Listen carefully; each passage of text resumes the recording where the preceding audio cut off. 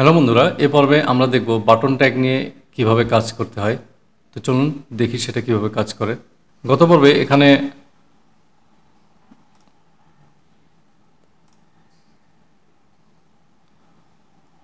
আমরা একটা ফোল্ডার নিয়ে কাজ করছিলাম, সেটা হচ্ছে ম্যাপ প্র্যাকটিস। এর মধ্যে index.html একটা ফাইল আছে। তো এখানে ব্লক কোড সাইট দেখাইছিলাম, এটা আমি ডিলিট করে দিচ্ছি। বেস ট্যাগকে আমি ডিলিট করে দিচ্ছি। এখন দেখব বাটন ট্যাগ। তো বাটন ট্যাগ দেখার আগে আরেকটা বিষয় আমরা দেখি। আমি মনে করেন এখানে একটা প্যারাগ্রাফ ট্যাগ নিলাম। আমি 100 ওয়ার্ডের একটা প্যারাগ্রাফ নিলাম, ডেমো টেক্সট।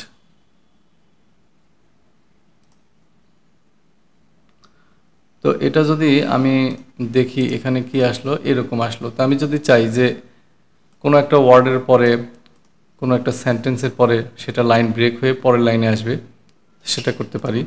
তো এখানে সেটা করতে পারি বিআর ট্যাগের মাধ্যমে। এখানে প্রথম এই সেন্টেন্সের পরে এখানে আমি একটা ব্রেক বসাইতে চাচ্ছি। তো এটা কীভাবে করব?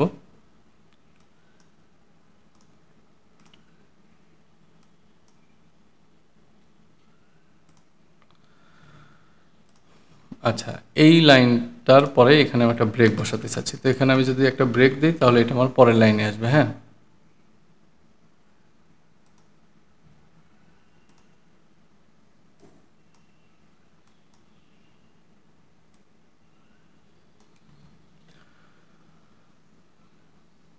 এখন যদি এটা রিলোড করি তাহলে দেখতেছি এটা পরের লাইনে আসতেছে। আচ্ছা, এটা হচ্ছে ব্রেক ট্যাগের কাজ। ব্রেক ট্যাগটা এইভাবে কাজ করে। এখন আমরা বাটন ট্যাগটা দেখি, চলুন। তো বাটন ট্যাগটা কোনো বাটনে ক্লিক করা, কোনো বাটন শো করবে এরকম কোনো কিছু করতে গেলে আমরা বাটন ট্যাগ ব্যবহার করি। তো বাটন ট্যাগ লেখার জন্য, শো করার জন্য এখানে বাটন একটা নিতে পারি। এখানে ট্যাগ, এখানে লিখব যে ক্লিক মি।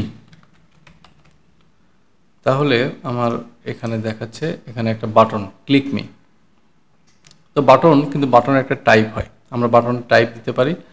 তো এটা বাটনের টাইপ হচ্ছে যেটা একটা বাটন। বাটন দিলে এটার কোনো আউটপুটে পরিবর্তন আসবে না, বাট এটা একটা বাটন, সেটা ইন্ডিকেট করবে। আচ্ছা, এখন আমরা এখানে আরও বিভিন্ন রকমের বাটন নিতে পারি। আমি বাটন টাইপ নিচ্ছে হলে এবার সাবমিট। এখানে স্টাইল হয়ে গেছে, সরি। হ্যাঁ, বাটন টাইপ হবে সাবমিট।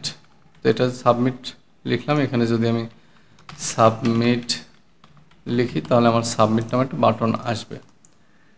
এখন এই সাবমিট বাটনের কাজ কি? এখানে বাটন টাইপ যদি আমি সাবমিট ব্যবহার করি তাহলে আমার ফর্মের মধ্যে যে ডাটাগুলো থাকবে, আমরা যেমন email, first name, last name, date of birth এগুলো পূরণ করি কোনো ফর্মে, তখন এই ডাটাতে সাবমিট বাটনে ক্লিক করলে ডাটাগুলো সার্ভার সাইডে ডাটা ট্রান্সফার হয়। এই কাজ করার জন্য আমরা বাটন টাইপ সাবমিট এখানে ব্যবহার করতে পারি। আচ্ছা, এখন যদি এটাকে আমি দুইটা বাটন একই লাইনে আসছে। হ্যাঁ, দুইটা বাটন কিন্তু একই লাইনে আসছে। আমি যদি বাটনটাকে ব্রেক করে পরের লাইনে আনতে চাই সাবমিটটাকে, তাহলে আমি এখানে দিতে পারি বিআর। দুইটা বিআর দিচ্ছি যাতে একটু ডাবল ব্রেক হয়। ব্রেক হইল। আচ্ছা, এখন আমরা কিন্তু এখানে আমি কোনো একটা কি নিতে পারি, এখানে নিতে পারি হচ্ছে একটা লেবেল ব্যবহার করতে পারি। লেবেল ফর, এখানে আমি একটা নেম ব্যবহার করব। সেখানে নেম লিখলাম, এখানে আমি নেম শো করাবো, মানে নেমটা শো করাবো। এখানে যদি এরকম চাই সেভ করে এখানে রিলোড করলাম, তাই দেখেছি এখানে একটা নেম শো করতেছে। এটা একটা লেবেল। আমরা এই লেবেলের পরে আরও অনেক কিছু দিতে পারি। তো আমি যদি এখানে বলতে চাই, এখানে একটা ব্রেক দেই, ব্রেক। তো এখানে ইউজার কোনো নাম ইনসার্ট করবে, নাম লিখবে। এটা যদি করতে চাই তাহলে নেমের পরে এখানে ইনপুট টাইপ দিতে পারি টেক্সট। এখানে আমাদের নেমের আপাতত কোনো দরকার নাই, এতটুকু। এখন যদি দেখি তাহলে আমি দেখতেছি যে নেমের পরে এখানে নাম লেখার একটা জায়গা দিছে। তাহলে এই নেমটা এখানে লেখা হলো কিসের মাধ্যমে? লেবেলের মাধ্যমে। আচ্ছা, এরপরে আমরা যে বাটন ব্যবহার করতে পারি, এরপরে আমরা আরও বাটন ব্যবহার করতে পারি, সেটা হচ্ছে রিসেট। এখানে লিখতেছি বাটন টাইপ হচ্ছে রিসেট। বাটন টাইপ রিসেট দিলে আমি এখানে যদি লিখি রিসেট, তাহলে আমি এই আমার ফর্মের মধ্যে কোনো কিছু লিখছি, সেটাকে রিসেট করার প্রয়োজন পড়লে রিসেট বাটনে ক্লিক করলে সেটা রিসেট হবে। হ্যাঁ, এরকম কিছু করার জন্য এই রিসেট বাটনটা ব্যবহার করা হয়। আচ্ছা, এখন একটা ব্যাপার হলো, তো আমরা এই বিষয়গুলো, এই যে বাটন, এই যে টেক্সটগুলো, এই টেক্সটগুলো যে শো করাবে, এটা কিসে, এটা একটা ট্যাগের মধ্যে রাখতে হয়। সেটা একটা নাম হচ্ছে ফর্ম ট্যাগ। তো আমরা এখানে ফর্ম লিখতে পারি, ফর্ম এখানে অ্যাকশনটা আপাতত দেখতেছি না,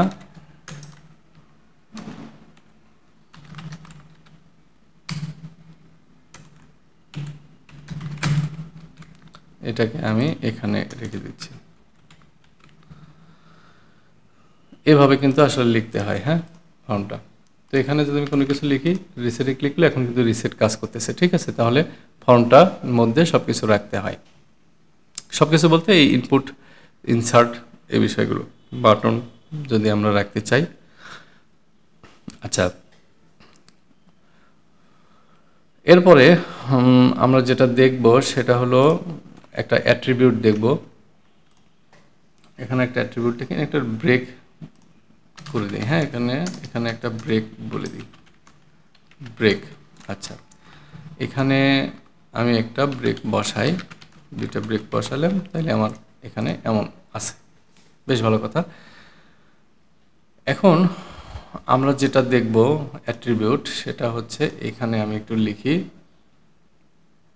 এটাকে আমি একটু কমেন্ট আউট করে রাখলাম, যাতে এটা এখানেই দেখাবে আমার, কিন্তু আউটপুটের কোনো প্রভাব পড়বে না, রিলোড করলে নাই কিছু।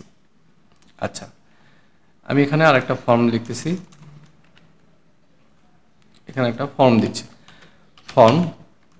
ফর্মের এখানে আমি অ্যাকশন আপাতত দিচ্ছি না।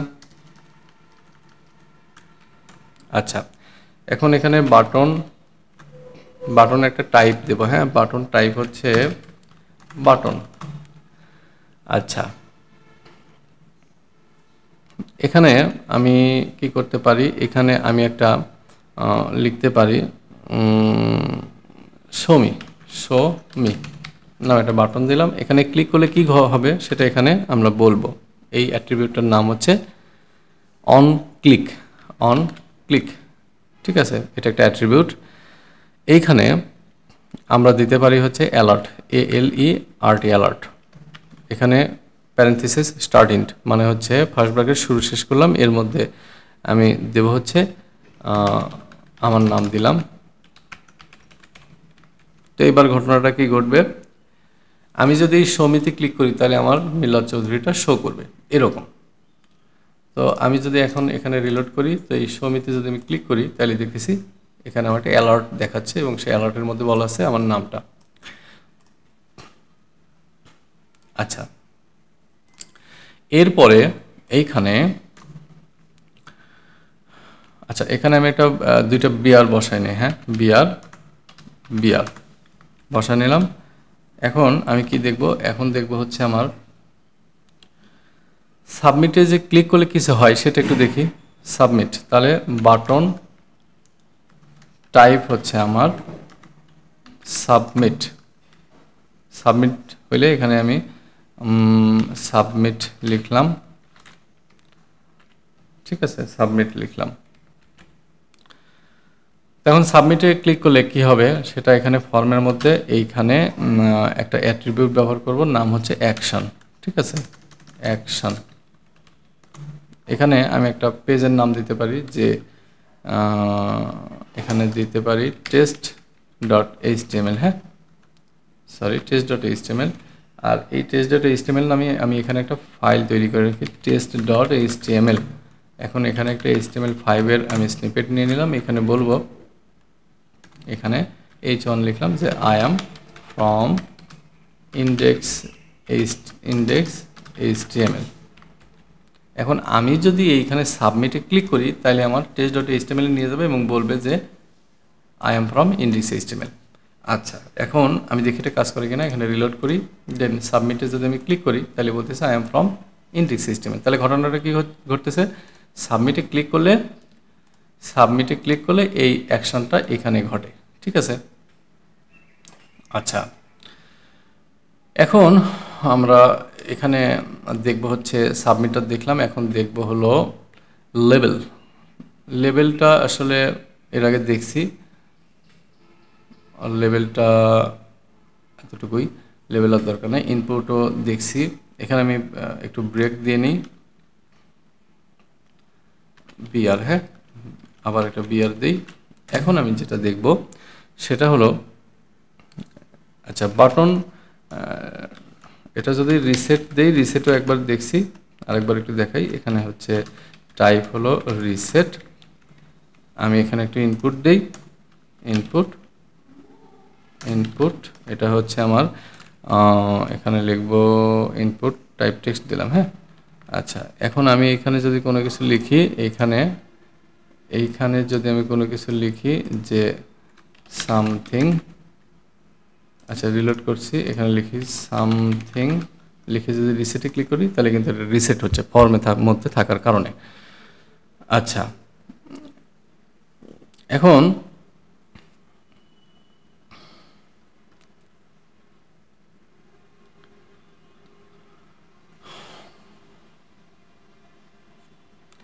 এখানে আমি কিন্তু কোনো কিয়ের মাধ্যমে এটাকে রিসেট করতে পারি। কিভাবে সেটা, এখানে আমি একটা অ্যাট্রিবিউট ব্যবহার করতে পারি, তার নাম হচ্ছে অ্যাক্সেস কি।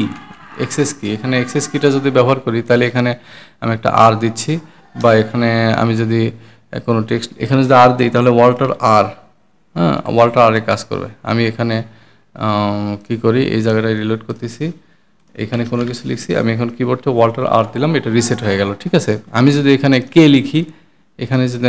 লিখি, তাহলে আমি এইখানটাতে আমি কোনো কিছু লিখলাম, লেখার পরে ওয়াল্টার যদি কে দিই তাহলে সেটা রিসেট হয়ে যায়।